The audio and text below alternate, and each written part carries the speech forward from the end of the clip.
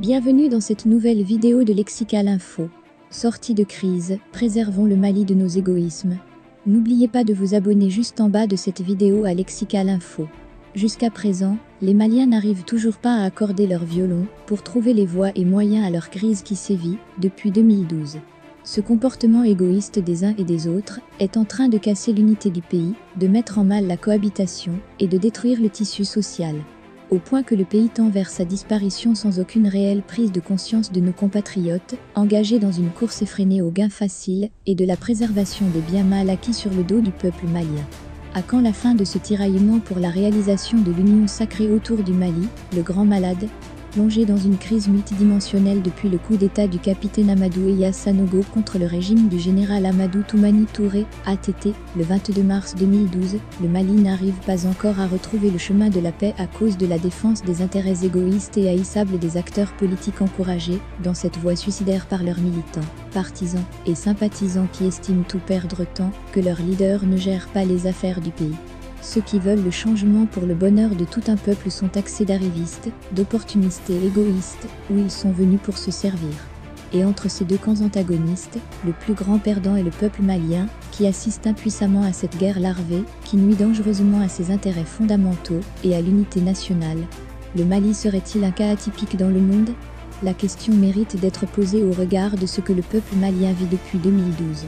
Si les crises dans un pays ont été des moments d'affirmer son amour à la patrie pour la sauver au prix du sang, cela est loin d'être le cas de notre pays en proie à une crise qui secoue le soubassement de la maison commune sous laquelle tout le monde tire sa pitance.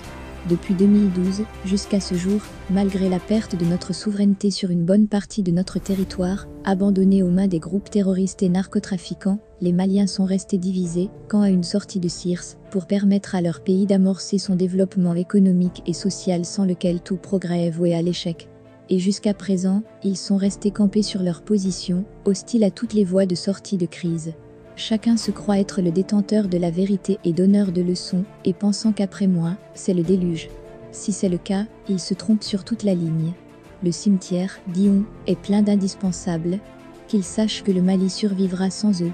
Les exemples ne manquent pas dans le monde où les populations des pays en guerre ont mis à terre leurs querelles inutiles, haine, rancune, rancœur et égoïsme pour faire face à l'ennemi extérieur et à ses complices de l'intérieur dont les actions menaçaient l'unité nationale.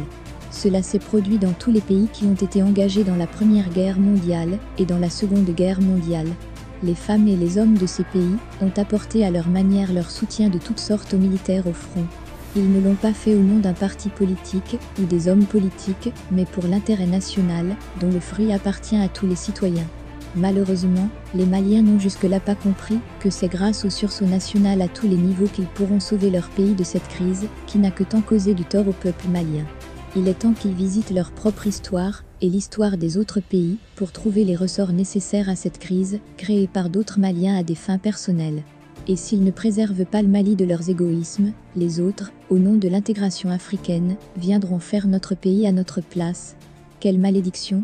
Aujourd'hui, rien ne justifie ce comportement antipatriotique des Maliens, qui se regardent en chiens de faïence depuis l'avènement de la démocratie dans notre pays en 1991, et qui rejettent la responsabilité de nos problèmes aux autres. Nous ne devons pas rater ce tournant important de la vie de la nation malienne pour se retrouver, afin de faire l'état de la nation, pour savoir qu'est-ce qui a marché et qu'est-ce qui n'a pas marché, et situer les responsabilités des uns et des autres dans le délitement de l'État. Merci pour votre aimable attention, et n'oubliez pas d'activer la cloche de notification pour recevoir les prochaines informations.